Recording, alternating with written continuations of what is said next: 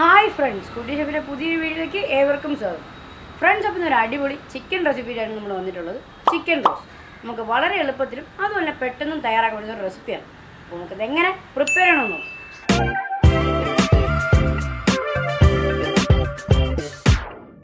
Friends, അപ്പോൾ chicken roast prepare ചെയ്തിട്ട് ആദ്യം തന്നെ നമുക്കൊരു പാൻ ഒന്ന് ഹീറ്റ് ചെയ്തെടുക്കാം.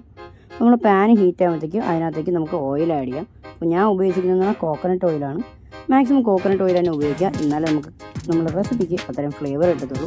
അപ്പോൾ ഓയിലെല്ലാം ഹീറ്റായി വരുന്ന സമയത്ത് അതിനകത്തേക്ക് ആവശ്യത്തിനുള്ള വറ്റൽമുളക് ആഡ് ചെയ്യുക. വറ്റൽമുളകും ചെറുതായിട്ട് ബ്രൗൺ ആയി വരുന്ന സമയത്ത് നമുക്ക് നമ്മുടെ പച്ചമുളക് ആഡ് ചെയ്യാം. ഈ സ്റ്റേജിൽ വേണമെങ്കിൽ നിങ്ങൾക്ക് കുറച്ച് കറിവേപ്പിലയും കൂടെ ആഡ് ചെയ്യാം. പക്ഷേ ഞാനിപ്പോൾ ആഡ് ചെയ്യുന്നില്ല, ഞാൻ ലാസ്റ്റാണ് ആഡ് ചെയ്യുന്നത്. അപ്പോൾ അതെല്ലാം ഒന്ന് വഴണ്ട് വരുമ്പോഴത്തേക്കും അതിനകത്തേക്ക് നമ്മൾ ചോപ്പ് ചെയ്ത് വെച്ചിരുന്ന സവാള ആഡ് ചെയ്യാം.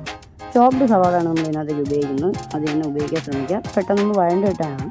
അപ്പോൾ അതിലേക്ക് കുറച്ച് ഉപ്പ് കൂടെ ഇട്ടിട്ട് നല്ല രീതിയിൽ ഒന്ന് വഴറ്റിയെടുക്കുക. ഞാനൊരു 3 മീഡിയം സൈസ് സവാളയാണ് ഇതിൽ ഉപയോഗിച്ചിട്ടുള്ളത്. അപ്പോൾ അതെല്ലാം ഒന്ന് വഴണ്ട് വരുമ്പോഴത്തേക്കും അതിനകത്തേക്ക് ജിഞ്ചർ ഗാർലിക് പേസ്റ്റ് ആഡ് ചെയ്യുക. നിങ്ങൾക്ക് സെപ്പറേറ്റ് വേണമെങ്കിലും ജിഞ്ചർ ഗാർലിക് ആഡ് ചെയ്യാം, പക്ഷേ ഞാൻ ഓൾറെഡി എൻ്റെ പേസ്റ്റ് ആയിട്ടുള്ളതുകൊണ്ടാണ് അത് ആഡ് ചെയ്തിട്ടുള്ളത്. പിന്നെ നമുക്ക് ബേസിക് മസാലാസ് എല്ലാം ആഡ് ചെയ്യാം. മഞ്ഞൾപ്പൊടി ആഡ് ചെയ്തിട്ടുണ്ട്, പിന്നെ കുറച്ച് മല്ലിപ്പൊടി, അതുപോലെ തന്നെ നമുക്ക് ആവശ്യത്തിന് നമ്മൾ എരിവിനനുസരിച്ചുള്ള മുളക് പൊടി നമ്മൾ ആഡ് ചെയ്തിട്ടുണ്ട്.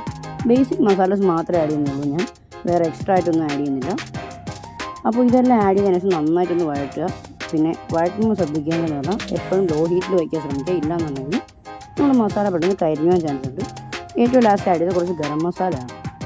അപ്പോൾ ഇതെല്ലാം ആഡ് ചെയ്തിട്ട് നല്ല രീതിയിൽ നമ്മൾ കുക്ക് ചെയ്യുക. അതിനുശേഷം നമ്മളെ ചിക്കനെല്ലാം അതിലേക്കിട്ട് നല്ല രീതിയിൽ ഒന്ന് മിക്സ് ചെയ്യുക.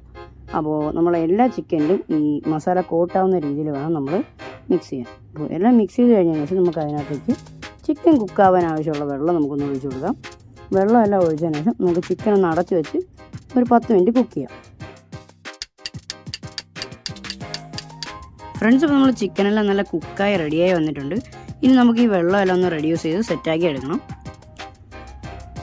ഫ്രണ്ട്സ്, നമ്മൾ വെള്ളമെല്ലാം ഒന്ന് സെറ്റായി വന്നിട്ടുണ്ട്. ഈ സമയത്ത് നമുക്ക് ആവശ്യത്തിനുള്ള കറിവേപ്പിലയും അതുപോലെ തന്നെ കുരുമുളക് പൊടി നമുക്ക് ആഡ് ചെയ്ത് കൊടുക്കുക എന്നുള്ളതാണ്. ഇത് വേണമെങ്കിൽ നമുക്ക് സ്റ്റാർട്ടിങ് സ്റ്റേജിൽ ആഡ് ചെയ്യാം, പക്ഷേ ഞാൻ ലാസ്റ്റ് ആഡ് ചെയ്തതെന്ന് പറഞ്ഞാൽ ഇതിനൊരു റിച്ച് ഫ്ലേവർ നമുക്ക് നമ്മുടെ കറിയിൽ ത്രൂ ഔട്ട് കിട്ടും. അതിന് വേണ്ടിയിട്ടാണ് ഞാനിത് ലാസ്റ്റ് ആഡ് ചെയ്തത്. അപ്പോൾ നമ്മളുടെ റെസിപ്പി റെഡി ആയിട്ടുണ്ട്. നിങ്ങൾക്ക് ചപ്പാത്തിയുടെ കൂടെയോ അല്ലെങ്കിൽ പൊറോട്ടയുടെ കൂടെയൊക്കെയോ ഇത് സെർവ് ചെയ്യാവുന്നതാണ്. ഒരു അടിപൊളി റെസിപ്പിയാണ്.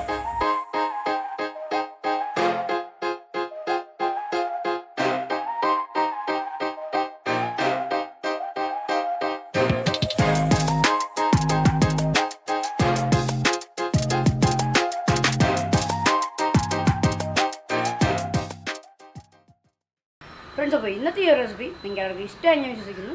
ഇഷ്ടപ്പെട്ട ഉറപ്പായിട്ട് നിങ്ങൾ ട്രൈ ഔട്ട് ചെയ്ത് നോക്കിയിട്ട് നിങ്ങളുടെ അഭിപ്രായങ്ങൾ മറക്കാതെ താഴെ കമൻറ്റ് ചെയ്യുക. അതുകൂടാതെ തന്നെ ഏതെങ്കിലും പുതിയ റെസിപ്പി ഞാൻ ട്രൈ ചെയ്യണമെങ്കിലും നിങ്ങൾ മറക്കാതെ താഴെ കമൻറ്റ് ചെയ്യുക. പറ്റുമെന്നുണ്ടെങ്കിൽ നിങ്ങൾ വരുന്ന വീഡിയോസിൽ ഇൻക്ലൂഡ് ചെയ്യുന്നു. അപ്പോൾ ഇതുപോലത്തെ നല്ല വീഡിയോസ് ഇനിയും വരുന്നതുവരെ ക്യാമറ വന്നതിനോടൊപ്പം it's me Akash signing of.